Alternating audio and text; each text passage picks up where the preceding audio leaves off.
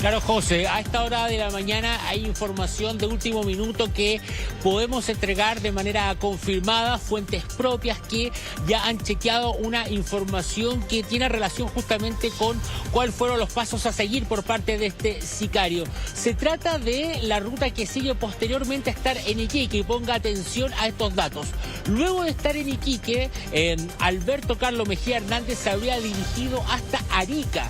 Es ahí en donde finalmente sale de nuestro país hacia Perú por Chacayuta. Esa es la información que hemos recibido en los últimos minutos, que está confirmado por fuentes confiables, y que además esto ocurre el día 12. El mismo 12 de julio solo habría pasado a estar un rato a Iquique y posteriormente se dirige hasta Arica. Posteriormente también se entrevista a un taxista que lo deja justamente a pocos pasos de este sector fronterizo, un paso no habilitado, y quien lo deja en ese lugar. A ese taxista se le entrevistó y fue quien confirma finalmente esta información, que da cuenta que finalmente este sicario abandona nuestro país el día 12 de julio, es decir, 2 días antes recién que acá en Chile se conociera que él había sido dejado en libertad.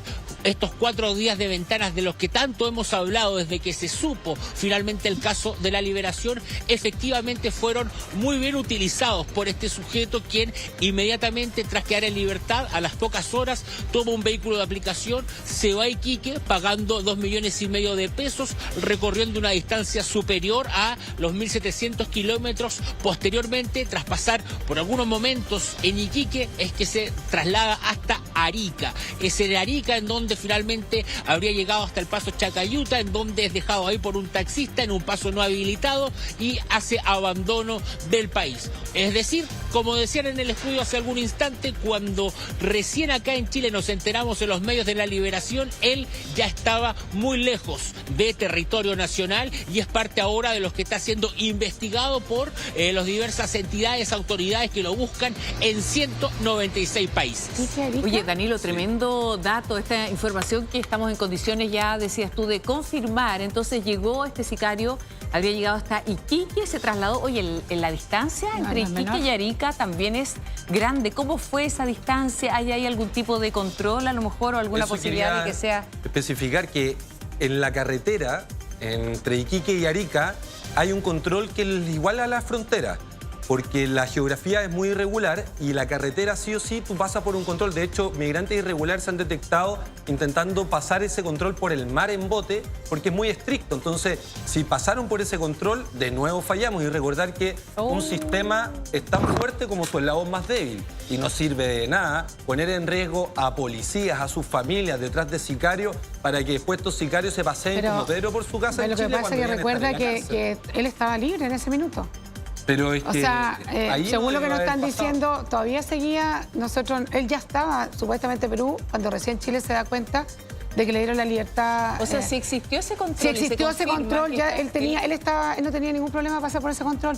Pero es importante reforzar esos controles. Acuérdense que tenemos un proyecto que aprobamos hace poquito, el Senado todavía no lo aprueba, para exigir carnet de identidad para trasladarse en cualquier transporte privado o público de pasajeros dentro del país. Eso es clave. Lo segundo que quería decir es que el Tren de Aragua en nuestra región de Valparaíso, yo represento a Valparaíso, Viña del Mar, intentó asentarse en su facción del Tren del Mar. 60 allanamientos simultáneos por parte de la Policía de Investigación en Viña del Mar, Quilpué y Villa Alemana, pudieron desbaratarlo.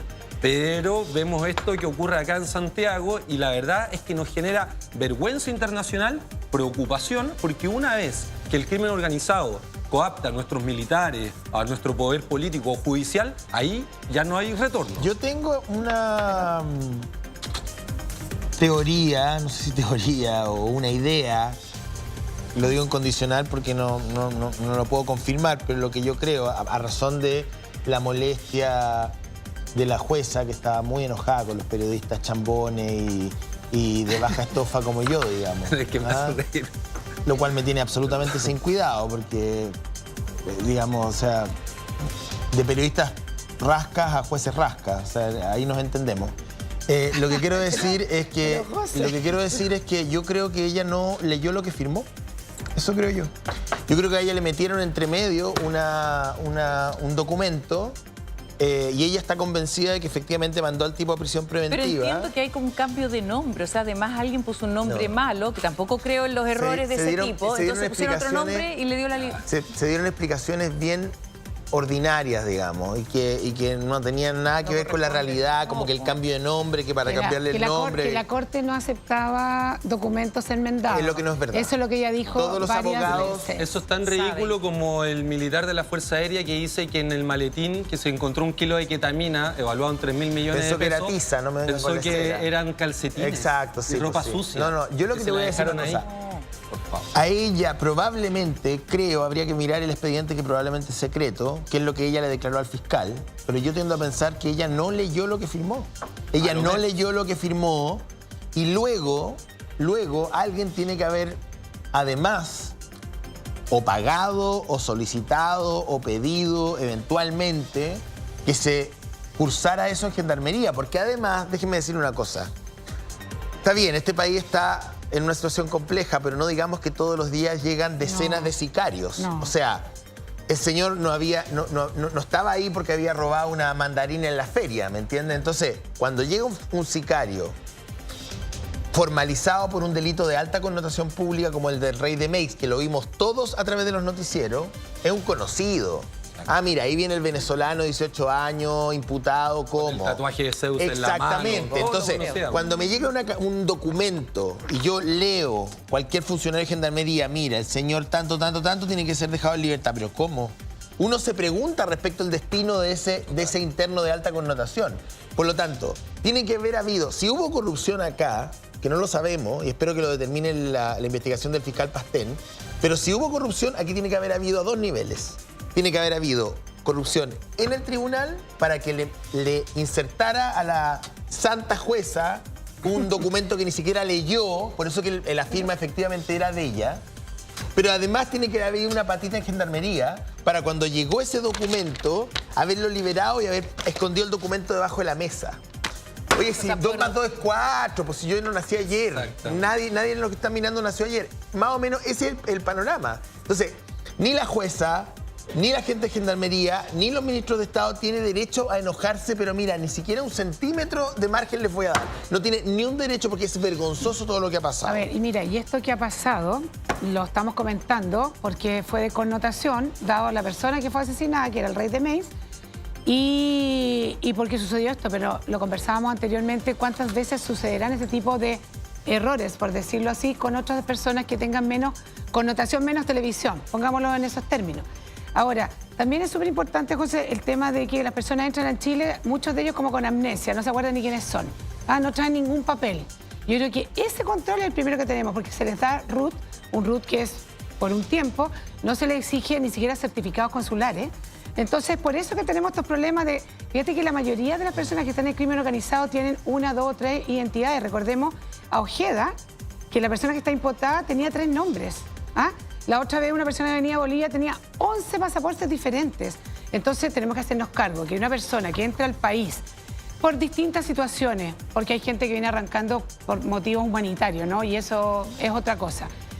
Pero tendrá que demostrar quién es. Saber quién y si es, no es, tendrá si que estar en un lugar hasta que pueda demostrar quién es y tomarle huellas dactilares, registro de voz, escaneo del iris. Yo no sé, estoy inventando un montón de cosas que uno ve porque algunos otros países hacen.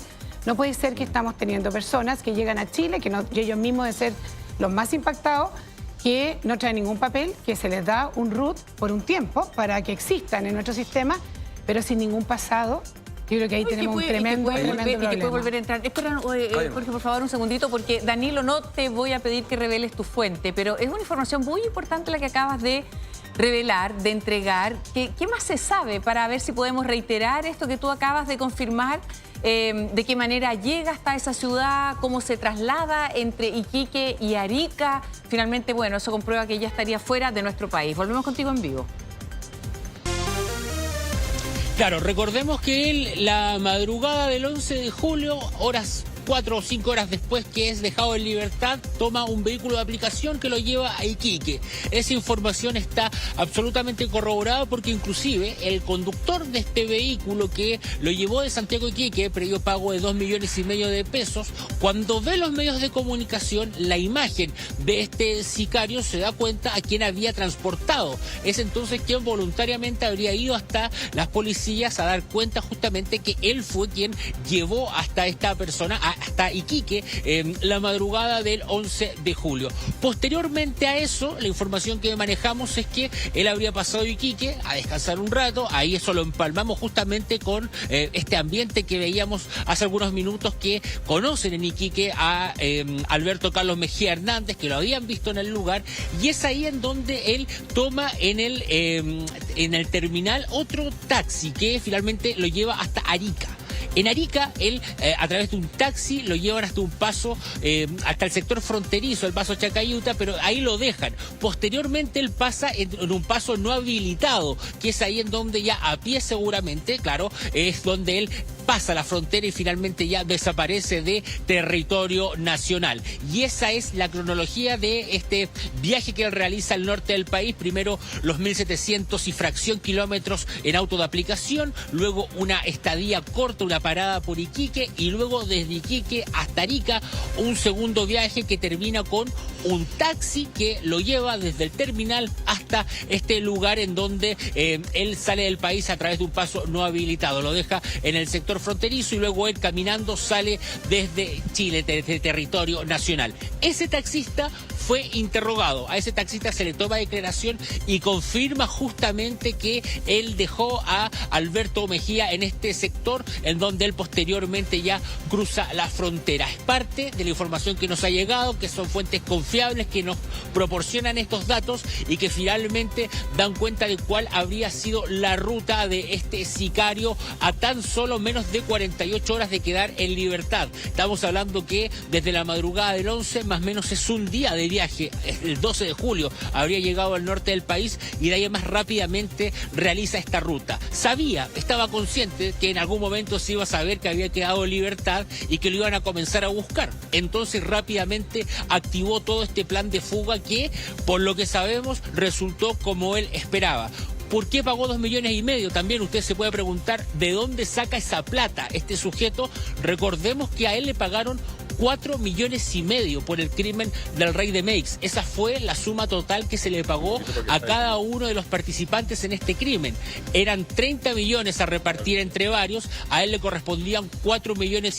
Entonces, efectivo, dinero tenía este sujeto al momento en que llega al acuerdo con este conductor de aplicación que lo lleve hasta Iquique. Y es por eso también que maneja la cantidad suficiente para poder pagar 2,5 millones de pesos. No, que ganas de hablar con el chofer del Uber. Yo no sé si habló el fin de semana. Yo de repente, bueno, he pensado en tomar un Uber a Viña de repente y me siento pésimo. Imagínate. Imagínate, o sea, ahora ya como que no me siento tan mal. No me siento tan mal. Porque claro, yo me gustaría saber cuando él revisa la aplicación de una solicitud Santiago-Iquique, ¿lo encontró normal? ¿Creyó que era algo habitual? ¿No le saltó la duda? No estoy diciendo con esto... Son preguntas válidas. No estoy diciendo con esto que él tenga algún nivel de responsabilidad. Si a mí me piden que lo lleve a Buenos Aires, bueno, yo hago un servicio y está bien. Igual ¿no? eso pero es llamativo. de viaje requieren verificación por parte de la aplicación. Cuando es fuera de la ciudad, fuera de la región... no te acceden al tiro un vehículo. Y dijo que pagaba en efectivo además, ¿no? O sea, claro, es muy raro. Pero yo quiero poner... voy a meter mi audio y voy a poner Iquique, es que quiero saber cuál es la tarifa Iquique.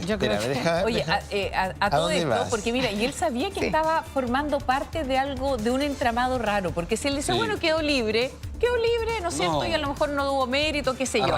Pero aquí inmediatamente, o sea, él sabía exactamente lo que estaba pasando. Mira, me escribe, perdón, Ney, porque me escribe aquí una amiga que me dice que ella habitualmente con sus hijas hace este trayecto Iquique-Arica y dice que desde hace algún tiempo ya no está este control que había ahí de carabineros, o sea, de la PDI, que parece que tú mencionaste, ¿no? El del que había, LOA. Claro, pero no me da dice que eso tarifa. ya no... No, pues por eso te digo, no te da tarifa.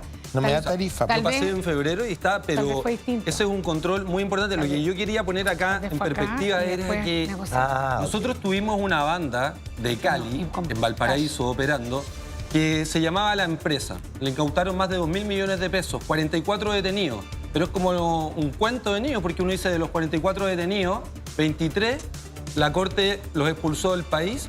De los que quedaron en Chile, les revocó la prisión preventiva y les dio arresto domiciliario.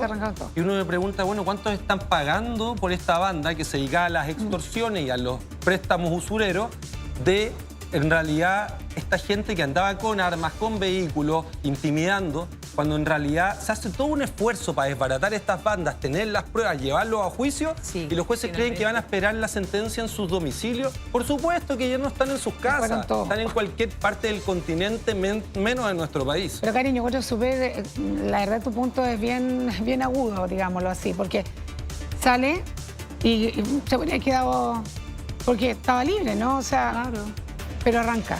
O sea, claramente arranca por el norte, que es, todos sabemos que es lo más fácil, porque Chacayuta es un paso habilitado, pero todos sabemos que tiene horario, no sabemos cómo salió, pero en ese minuto él era una persona que estaba libre, o sea, no estaba formalizado, porque tenía la prisión preventiva y eso se revoca.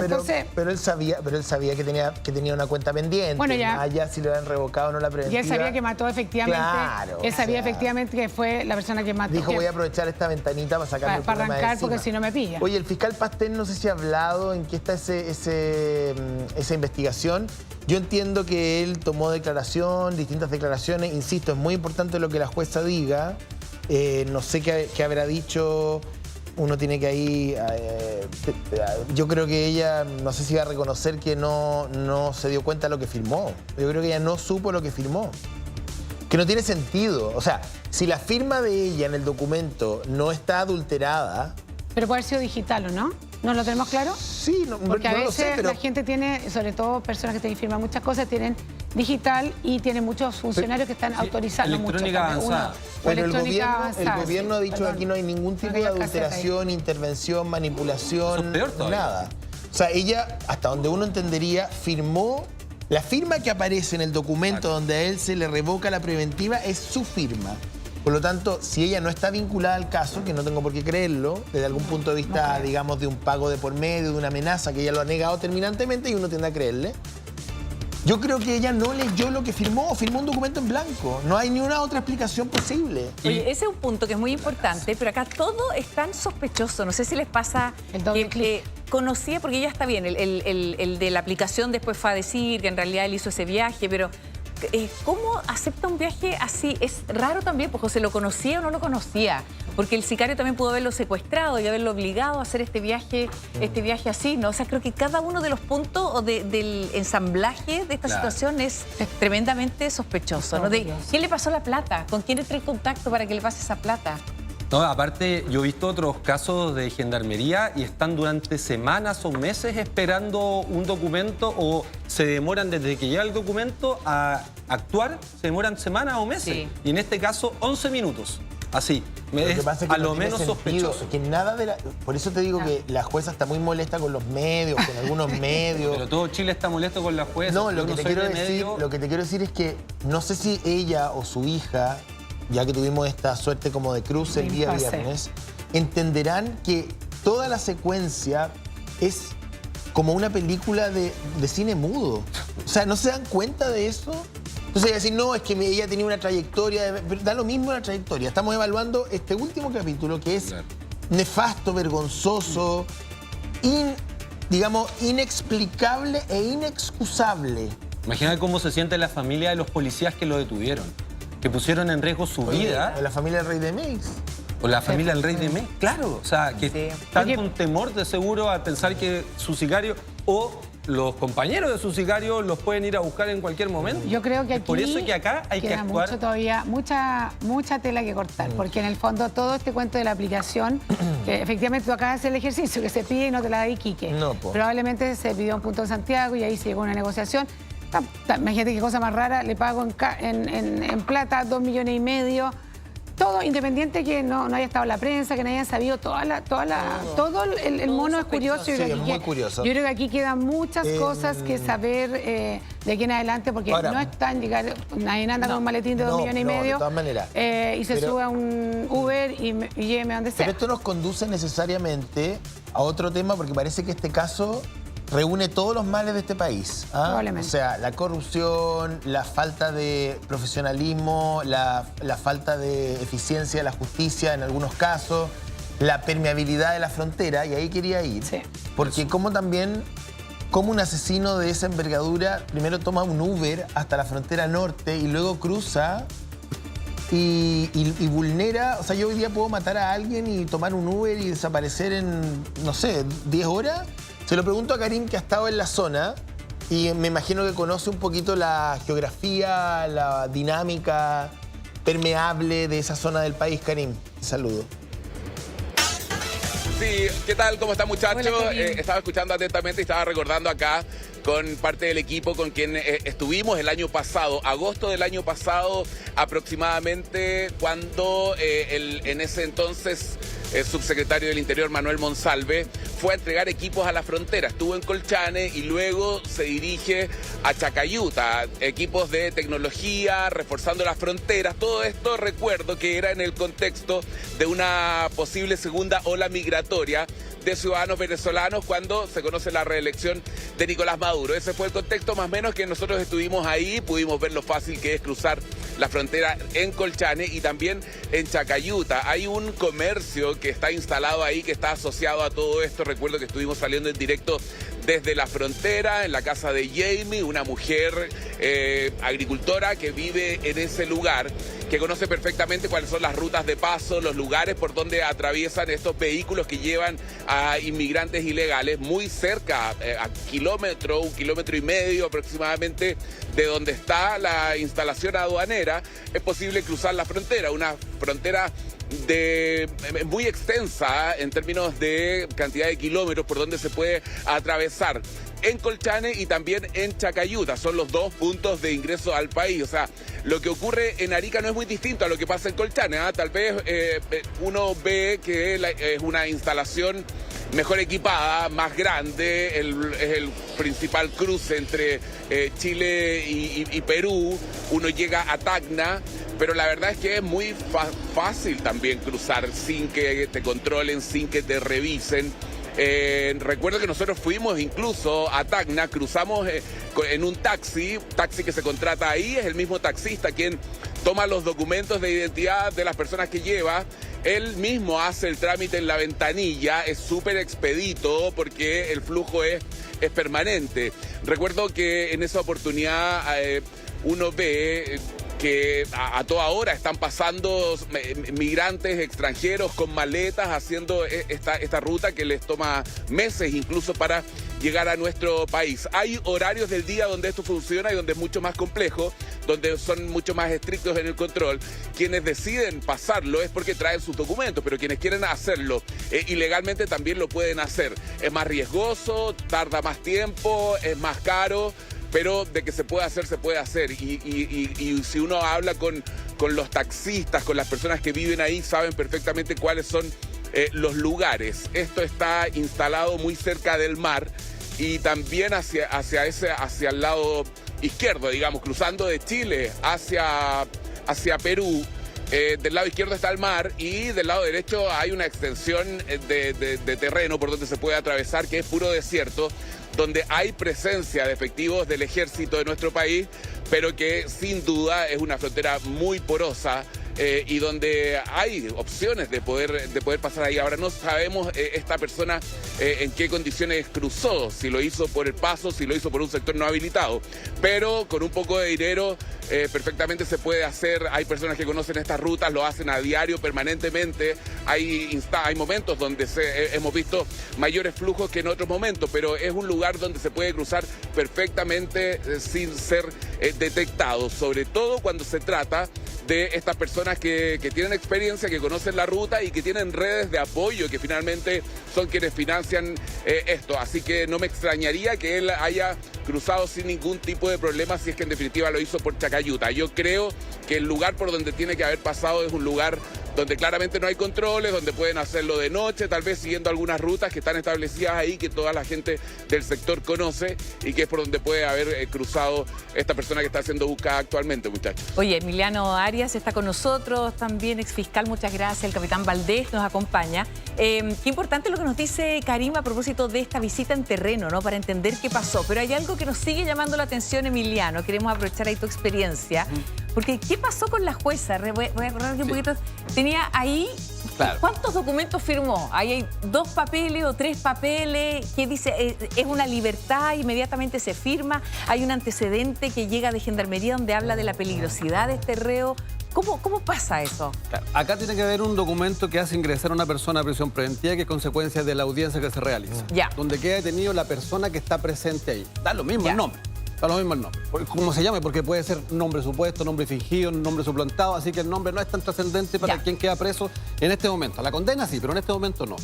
Luego de eso, se supone que hay un error en una letra de un nombre y en ese momento viene el segundo oficio, donde se deja sin efecto la prisión preventiva y se da orden de libertad. Ya. Un oficio como ese no debe existir, no es procedente.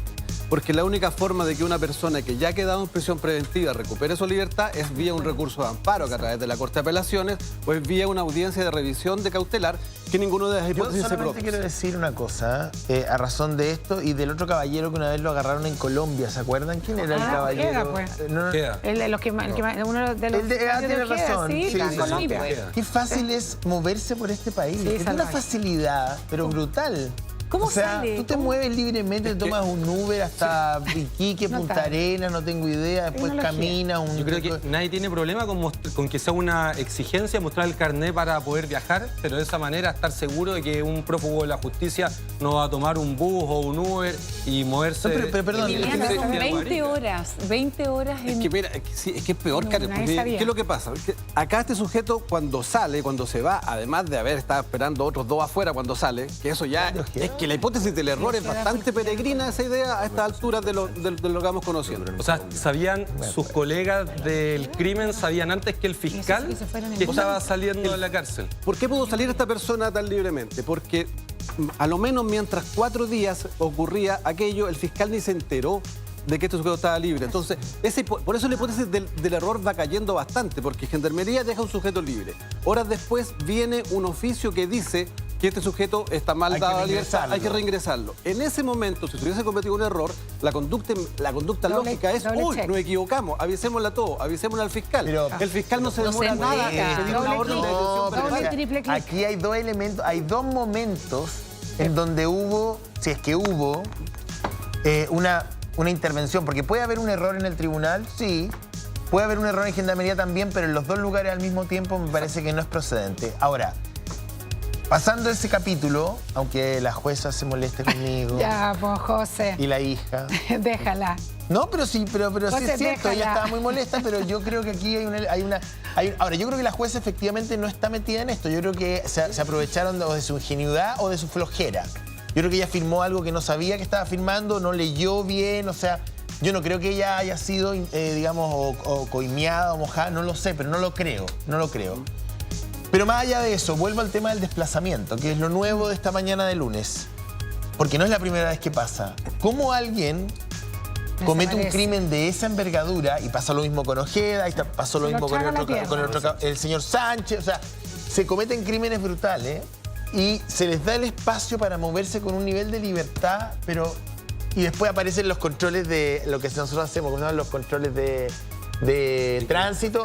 No, lo que pasa es que acá no tiene la revisión técnica, se va a la moto, se va a corral, y entre medio pasa el sicario y sale por Iquique.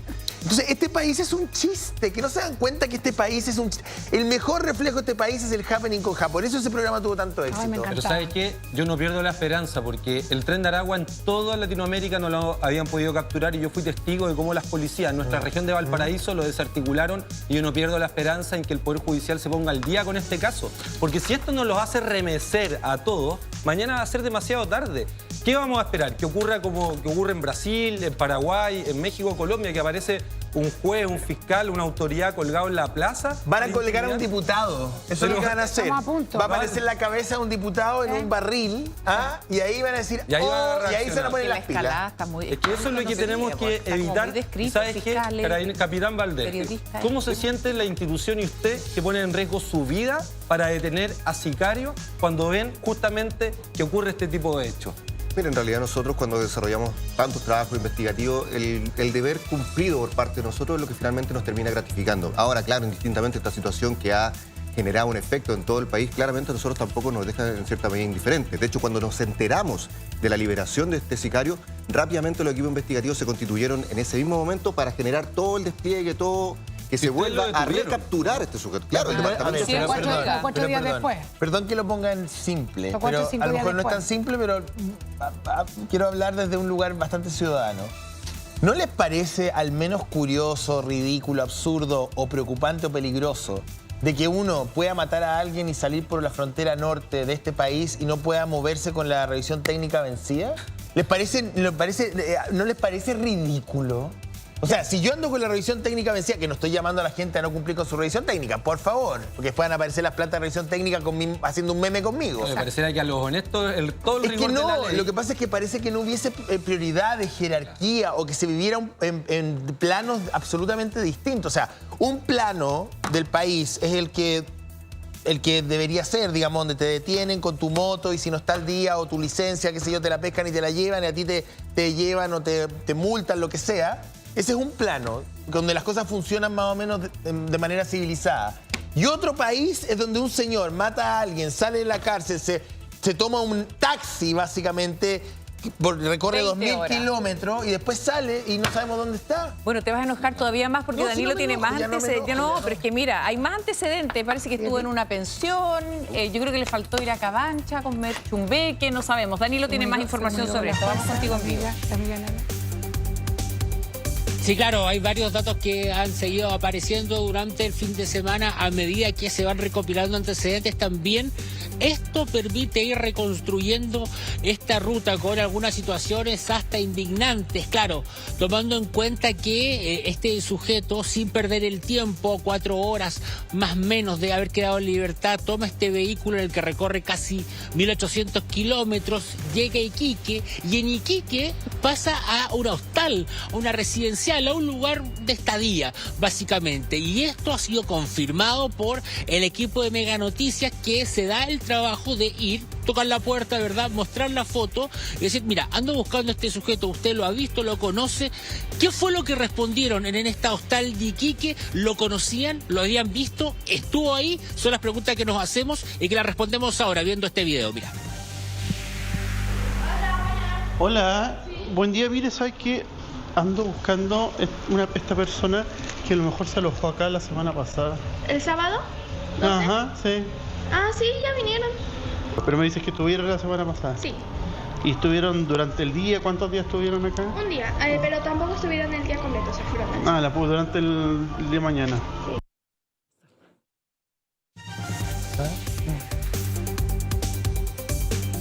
Se da cuenta que él estuvo por algún instante solamente, no fue un momento extendido, ¿verdad? Y luego lo comenzamos a unir con el resto de la historia que estamos comenzando a conocer ahora, que posteriormente a este paso por Iquique es que se traslada hasta Arica, ahí toma un taxi en el terminal y es donde se dirige hasta este sector fronterizo que lo dejan ahí y luego él a pie habría salido del país.